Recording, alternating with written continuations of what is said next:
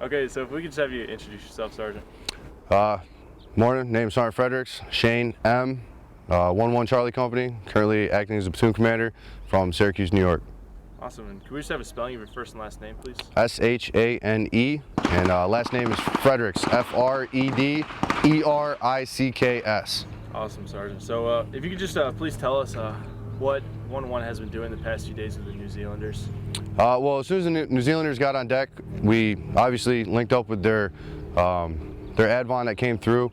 Advon got a good brief with them. Everything else that came with the main body, initially we got quick face-to-face with them, tried to build a rapport as fast as we could so they understood what we were doing. A couple big things that we've done is Marine side BZO, got all their stires and all their weapons that they had from their side, got them on target as quick as we possibly could.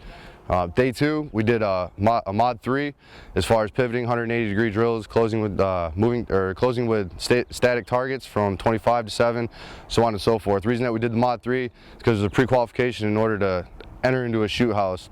We got a couple different shoot houses that we're going to run through this package, but we started with the smaller shoot house so they could get a familiarization with it on Camp Pendleton, and then from the familiarization we're going to roll through the rest of the week, and then their kind of effects is going to be a double-story shoot house with another mod 3.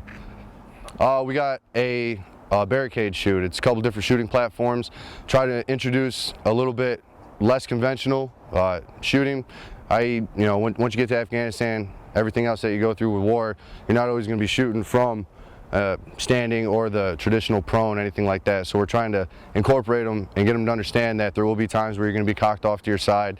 You need to understand your sights that go with it, from the triangles and everything else that goes with that. We're also incorporating a pistol shoot, so we're going to work them with transition drills that go from their stires that they're shooting to a transition to a 9mm, and proper techniques, different ways that they can think about doing things, whatever works best for them. Why is it important for the Marines here to work alongside the New Zealanders? A couple different reasons, really. Work with the New Zealanders, it helps us with different tactics, techniques, things that we didn't know, possibly some things that we didn't think about. At the same time, they're going to learn a bunch of different things from us. Same thing goes with any of the foreign militaries that we work with. It's good to see them come here as opposed to us always going to their country. It shows that we're welcoming at the same time, plus they see us in our home stature and different ways that we can train on our ranges. Hopefully it'll help them, once they get back to where they're going, different kind of range setups and different tactics and techniques that we show them. At the same time, different things that we can incorporate when we train our Marines. Awesome, and if you can, what are some of the things that the Marines have learned so far working with them, Sergeant? Well, for one, weapons employment with foreign weapons is one thing. We've seen different shooting platforms that the New Zealanders use that's a little bit different than what we do. So it kind of gives us a general idea of different things that we can incorporate with our own weapon systems. Also gives the Marines hands-on with weapons or things that they may or may not have seen in the future, kind of prepping them for whatever the next war is, wherever else we go, foreign weapons. Different tactics, different movements, different ways and variations for how they do pivots, or how they actually do a squad comp, how they actually BZO different weapons.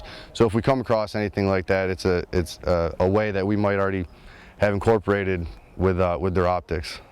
So what does 1-1 have planned for the rest of Dawn Blitz working with them?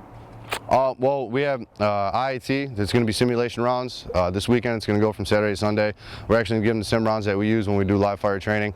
Give them a different aspect as far as blanks or just going to combat, getting shot at, but at the same time maybe not seeing PID. We're going to put them in a situation where they're actually going to see an enemy, a real life enemy that's going to be shooting real life rounds at them. After that, we're going to do another mod 3, a couple different shooting variations that are going to roll with that second mod 3. That's going to roll into a two-story shoot house, clear out bottom room, multiple rooms. We're going to be able to run a squad reinforced or a squad minus, depending on what they want to do, into that shoot house. We have plenty of space.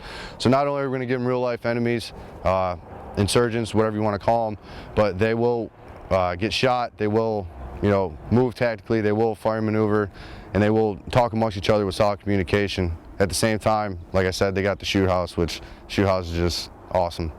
Awesome, Sergeant. And is this your first time working with New Zealanders? Oh, with the New Zealanders, yes.